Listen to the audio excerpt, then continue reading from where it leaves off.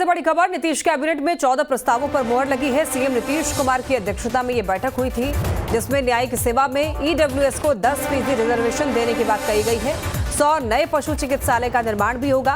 आपको बताते चलें कि भवन निर्माण के लिए 107.69 करोड़ की मंजूरी मिली है। परिवहन विभाग में 35 पदों पर भर्ती की जाएगी। इंजीनियरिंग यूनिवर्सिटी में 16 पदों पर भर्ती की जाएगी। अब्दुल कलाम साइंस सेंटर को 6 करोड़ मिले हैं।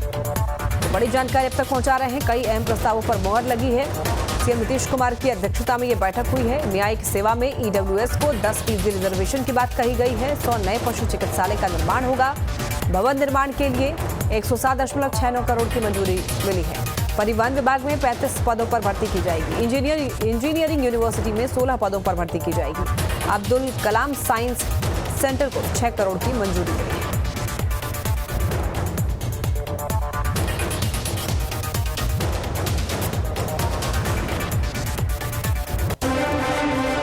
ज्यादा जानकारी के लिए संवाददाता रितेश मिश्रा हमारे साथ जुड़ रहे हैं। रितेश, नीतीश कैबिनेट की आज बैठक हुई, बैठक में क्या कुछ खास रहा और किन किन अहम प्रस्तावों पर मोहर लगी?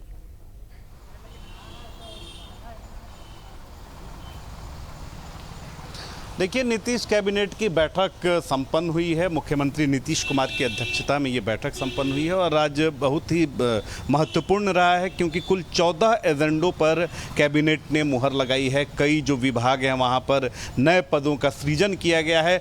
जो महत्वपूर्ण है वो पशु और मत्स्य विभाग के लिए है, जहाँ पर देखिए कि 100 नए मेडिकल कॉलेज, यानी माफ़ कीजिएगा, नए अस्पताल बनाए जाएंगे पशु चिकित्सा के लिए। ये एक बड़ी पहल है नीतीश सरकार की। जाहिर सी बात है कि बिहार में जितने पशु हैं, जितने कैटल्स हैं, उतनी तादाद में कहीं ना कहीं पशु जो चिकित्सालय होते हैं उनकी कमी थी। कई जो भवन हैं वो किराए के मकान में चलते थे और कुछ ऐसे भवन हैं जो बिल्कुल खस्ताहाल स्थिति में हैं। तो तकरीबन 100 नए पशु अस्पतालों का निर्माण किया जाएगा। इसके लिए कैबिनेट ने भारी भरकम राशि जो है वो निर्गत कर दी है और जाहिर सी बात है कि इसमें कई सारे डॉक्टरों की भी ज़रूरत होगी, तो लिहाजा रोजगार सृजन भी हो रहा है।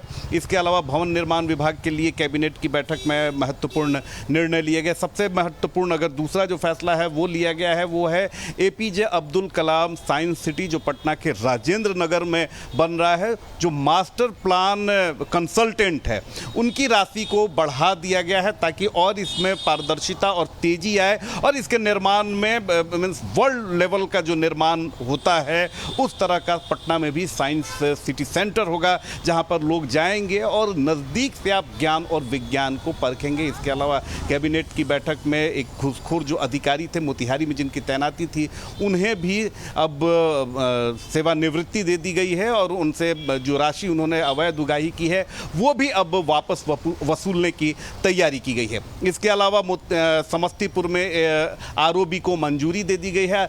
समस्तीपुर के कई सारे ऐसे इलाके हैं जहां पर रेलवे क्रॉसिंग पर भारी भरकम जाम लगता है और जिसकी वजह से लोग काफ़ी परेशान होते थे और अब कैबिनेट की मंजूरी मिल गई है, जहां पर केंद्र और बिहार सरकार के सहयोग से आरओबी का निर्माण किया जाएगा। तो कुल 14 एजेंडों पर कैबिनेट की मुहर लगी है।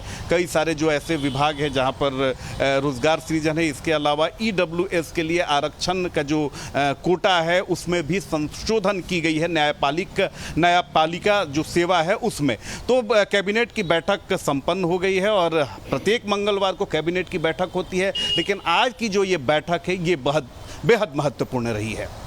ठीक है रितेश, धन्यवाद आपका तमाम जानकारियों के लिए।